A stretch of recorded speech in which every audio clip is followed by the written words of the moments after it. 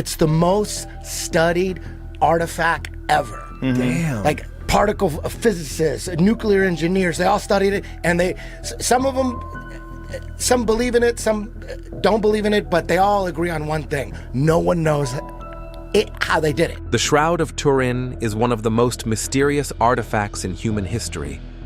For centuries, people have wondered about the strange image of a man imprinted on this ancient cloth. Some people wonder if it is really the burial shroud of someone who lived long ago, or is there something more to it? Ever since the shroud first really appears in history, there's been controversy about it, and there have been questions about its authenticity. Others say this cloth holds secrets that go beyond what we know about our world. Recently, scientific studies have uncovered baffling facts about the shroud that do not seem to fit any natural explanation. What exactly did they find? And why does it feel like it is not from this planet? Stay with us as we explore these astonishing discoveries and uncover the mysteries woven into this ancient fabric. A cloth that cannot be explained. For centuries, a single piece of linen has haunted the edges of both science and faith. It has traveled through time, fire, doubt, and belief. It has been touched by kings and studied under microscopes. And yet, it refuses to give up its secrets. The Shroud of Turin is not just an artifact. It is a story, a riddle in fabric, soaked in blood and mystery. The cloth is very old, about 14 feet in length and over 3 feet in width. It bears the full body image of a man who appears to have been tortured and crucified. But that's not all. The image is not drawn, not painted, and not stitched. It simply exists, browned into the fabric in a way that no artist, no forger, and no scientist has ever been able to fully explain. Its earliest recorded appearance was in the 1350s in Lirey, a small village in France. A knight named Geoffroy de Charny displayed it publicly in a church he built. From the moment it was shown, it stirred both fascination and controversy. Some called it a holy relic, the very cloth that wrapped Jesus of Nazareth after his crucifixion. Others called it a fraud, a clever medieval trick meant to attract pilgrims and money.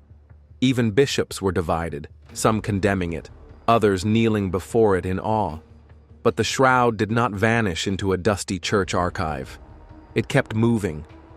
It was taken to Chambéry in 1453, where it narrowly survived a church fire that scorched part of it. Then, in the late 1500s, it arrived in Turin, Italy, where it remains to this day. A place called Chambéry. It had been moved around from time to time, but in 1578, it was brought from there to Turin. Each move, each disaster, each encounter only deepened the sense that this cloth was not ordinary. It seemed to survive when it should have turned to ash. It seemed to radiate silence and mystery. In 1898, everything changed. For the first time, the shroud was photographed. A man named Secondo Pia took a simple black and white picture using the early photography techniques of the time. When he developed the film, what he saw left him stunned. The negative of the image revealed a clear, detailed face. Haunting, beaten, calm. It looked like a real man, and it looked far more alive in the negative than it did to the naked eye. The photograph turned a medieval relic into a modern mystery. Scientists began to pay attention.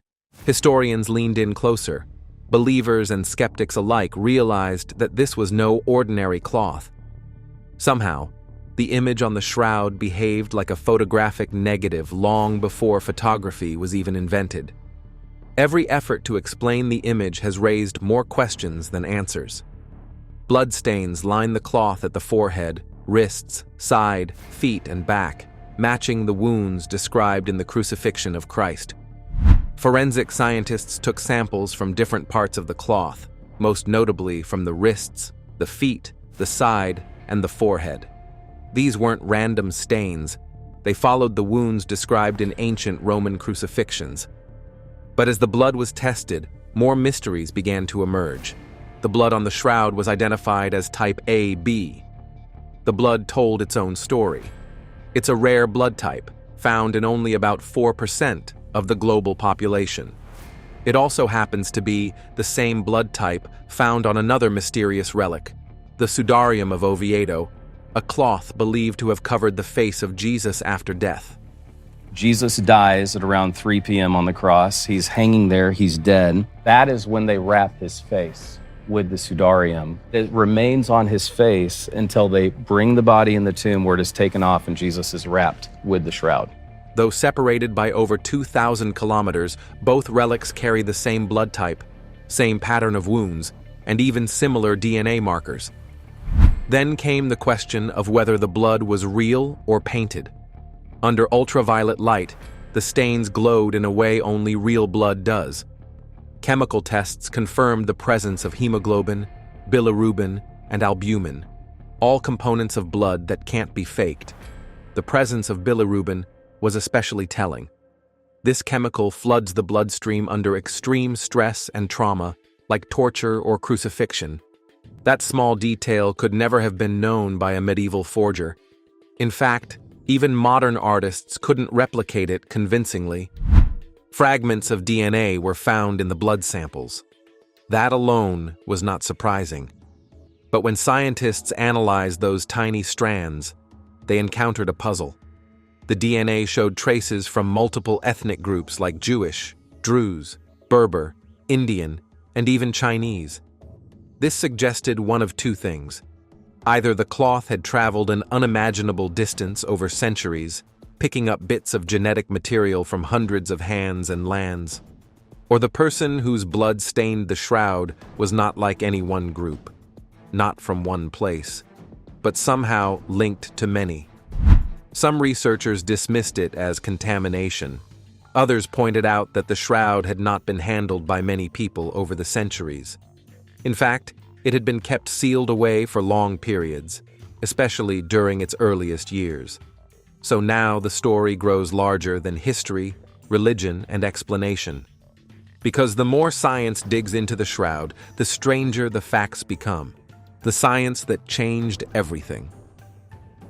The Shroud of Turin does not just challenge belief, but also reality. It is a relic wrapped in questions. And the biggest one is this. If the cloth is not from our time, and the image was not made by our tools, then where did it come from? When science meets faith, the room often grows tense. One side searches for data and proof. The other holds on to wonder and trust. But when the Shroud of Turin was placed under a microscope, the line between those two worlds began to blur. In 1978, a team of over 30 scientists, known as the Shroud of Turin Research Project, or STURP, were granted rare access to the linen. These were not religious men trying to prove a belief. They were physicists, chemists, photographers, and medical experts. They brought with them cutting-edge instruments and a promise to let the data speak for itself.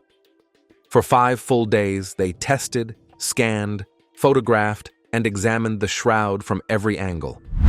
They studied its weave, its stains, its fibers.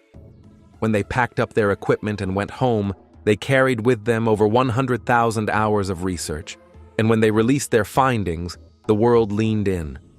First, the image on the shroud was not painted. There were no brush strokes, no pigment sitting on top of the fibers. Microscopic analysis showed that the image only affected the outermost layers of the cloth, less than a fraction of a millimeter deep, as if the surface of the fabric had been lightly burned or altered in some unknown way.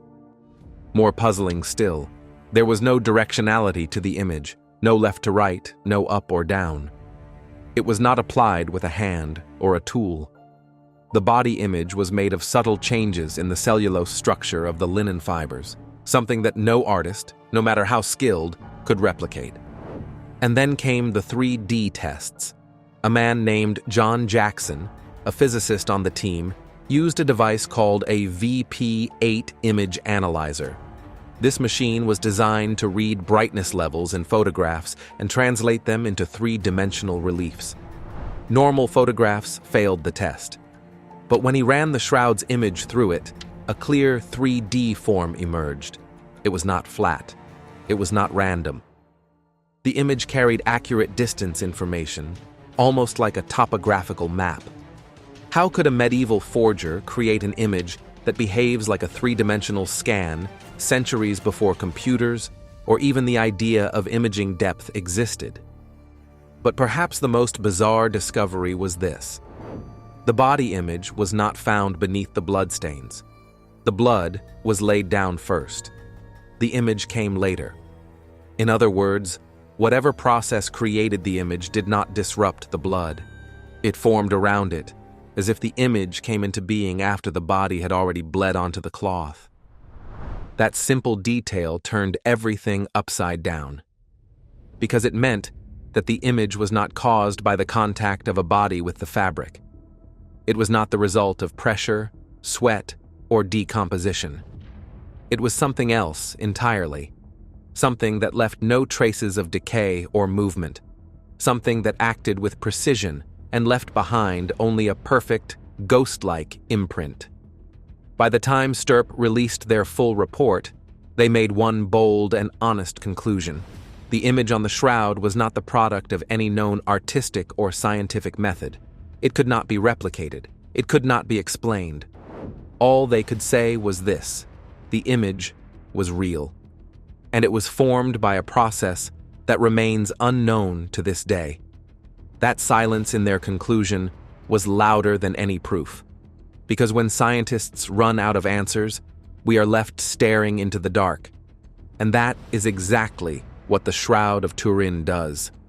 It makes us question everything we think we know about time, death, and what might lie beyond. Most relics, when studied closely, become less mysterious. You can usually trace their origins through history, identify the tools that made them, and match them to the culture or hands that shaped them. But the Shroud of Turin is the opposite. The more scientists studied it, the stranger it became. One of the first major puzzles came from the cloth itself. Experts expected it to be medieval, especially since a 1988 carbon dating test placed its age somewhere between 1260 and 1390. But as more laboratories took a closer look, questions started to rise. The weave of the linen did not match typical European fabrics from that time. Instead, it matched a style found in the Middle East around the 1st century. Even more strange was the presence of pollen. A Swiss criminologist named Max Frey collected samples from the shroud and identified dozens of types of pollen grains embedded in the fabric. Several of these were native to plants found only around Jerusalem, the Dead Sea, and regions of Turkey. These grains were too specific to be from casual contact. They suggested that the cloth had once traveled through those ancient lands, and they went further. Using advanced mass spectrometry, scientists examined trace minerals and rare biological fragments stuck to the cloth's fibers. One particle in particular caught their attention. It was a tiny crystal embedded in the linen, a rare type of aragonite very similar to samples taken from ancient Jerusalem tombs, not just any tomb. The kind used by the wealthy, carved into rock, sealed and reused for generations. That same material was found under the nose area of the face on the shroud. Still, the doubts continued, traces of the impossible. People questioned whether the image was created by natural causes, like heat or decay. But forensic pathologists ruled that out quickly.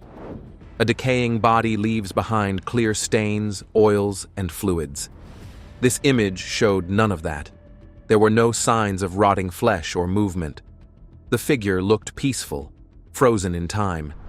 And then came the radiation theories. Some physicists began to wonder if the image was caused by a sudden burst of energy. Maybe ultraviolet light, maybe even something unknown. Their experiments with lasers and radiation revealed that it was possible to lightly scorch fabric fibers in a way that resembled the shroud's markings. Experimenting with ultraviolet excimer lasers. These are high power, these are industrial lasers. These are not some kind of pointer. And they determined a 40 nanosecond burst achieves the very same depth and coloration as we see on the shroud. But none of those methods matched the precision, depth, or consistency of the real image. One study revealed that it would take an incredibly brief but powerful burst of ultraviolet radiation to create such an effect, the kind of burst that no man-made machine could replicate without destroying the cloth entirely. And yet, on the shroud, the image is delicate, faint, controlled. This led to one of the boldest suggestions yet.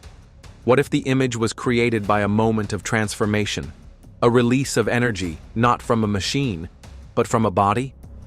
To test this theory, researchers tried recreating the image using lasers, UV light, and heat pulses. None of them came close. The laser experiments did prove one thing, though.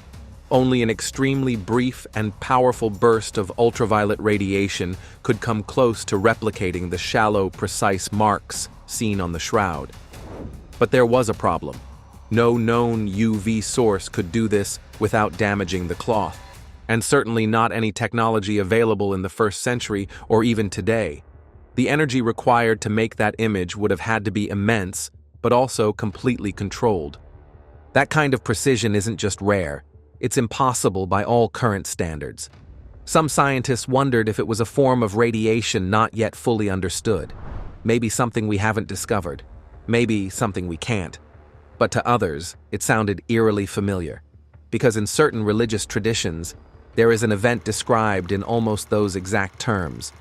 A sudden burst of light, a body transformed, a moment where something divine breaks into the physical world. Christians call it the resurrection. And here, on a cloth kept hidden for centuries, was an image that seemed to record that exact kind of event, not in words or paintings, but in a silent, physical mark burned into linen. Some researchers even proposed that the image could have been caused by a sudden dematerialization of the body, a disappearance that left behind only a mark burned into the cloth. That idea may sound wild, but it came from scientists who had run out of other explanations. But how could a corpse generate that kind of light? How could anything dead release enough energy to mark a cloth without burning it? Even stranger, studies of the facial image on the shroud revealed something else. It held microscopic details like tiny wounds, swollen lips, and bruised cheeks that would be impossible to paint by hand. The level of detail suggested not only that the image came from a real body, but that it was captured with something more precise than any camera. The idea of technology comes up here again, but not human technology, not medieval tricks or modern hoaxes. Something else that had the ability to leave an imprint so accurate, so clean, and so detailed that it recorded even the smallest wound, even the folds in the eyelids. The shroud, in effect, acted like a scanner, not only showing the outside of the body, but even suggesting hints of what lay just beneath the skin. It was not a painting. It was not a contact image. It was something new, a record of something that should not be possible. The unsettling nature of this matter. For years, the mystery of the shroud's image and origin puzzled scientists. But in the last few decades, something even stranger came to light. And it didn't just come from closer looks at the image. It came from the tiny particles, the dust, and the threads hidden deep within the linen itself. Researchers began running more tests, not just on the fabric or the bloodstains, but on the tiniest fibers of the shroud. In those microscopic strands, they found something they didn't expect. They bear that color that is the body image at the microscopic level. Notice that those fibrils are not cemented together by any kind of paint. What we see, and this is the observation microscopically, is that the individual fibrils of the shroud are colored. Mixed in with the common traces of pollen, dirt, and dust were particles that didn't match anything local to where the shroud had traveled. These weren't just rare. Some of them were entirely out of place and possibly out of this world. These were not ordinary forms, though. They also showed signs of having been exposed to extremely high levels of radiation. The amount of radiation required to produce the image, if the theory holds, would be far beyond what any human or natural event could produce. That kind of burst is something more often associated with the vacuum of space, like what might come from a solar flare, a burst from a dying star, or something else entirely unknown. But that wasn't all. When the pollen grains found on the shroud were analyzed under electron microscopes, they revealed another layer of mystery. Most of them came from plants found in the Middle East, which matched the theory that the cloth had once been in that region. But a few pollen grains didn't match any known species. Some experts claimed these grains had no exact match in Earth's botanical databases. They weren't just rare, but unfamiliar, alien. Even more unsettling were the iron oxide particles found embedded in the cloth. Normally, this wouldn't be shocking. Dirt, sweat, and exposure could explain that. With the radiocarbon measurements and with all of the other evidence which we have about the shroud, there does seem to be a conflict in the interpretation of the different evidence. But the specific molecular signature of these particles was unlike any iron oxide naturally formed here on Earth.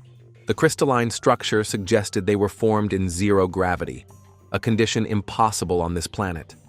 This led to one haunting question. How did a burial cloth supposedly wrapped around a man 2,000 years ago carry traces of materials not found on Earth? Skeptics called for caution. Maybe the particles were contaminated in modern times. Maybe lab tools introduced foreign matter. But repeated studies using new samples, separate labs, and careful controls found similar results. Still, none of the studies could fully explain why those materials were there, or how they survived through fires, floods, and centuries of travel across continents. There's no evidence of aliens, no stories of spacecraft, no green lights in the sky. But the presence of unexplainable elements forced even the most grounded researchers to pause. If the shroud's image came from a burst of light or energy, and if that energy left behind a footprint that science still can't explain, then maybe this story isn't just about faith or history. Maybe it's about something much bigger, something that touches on the unknown and the intersection between the divine and the cosmic. What do you think about the controversies surrounding the Shroud of Turin? Is this simply the work of human hands like an elaborate forgery, or is it a proof of the divine? Let us know in the comments section. Remember to like, share it, and subscribe for more. Also, click the next video showing on your screen. You will enjoy it.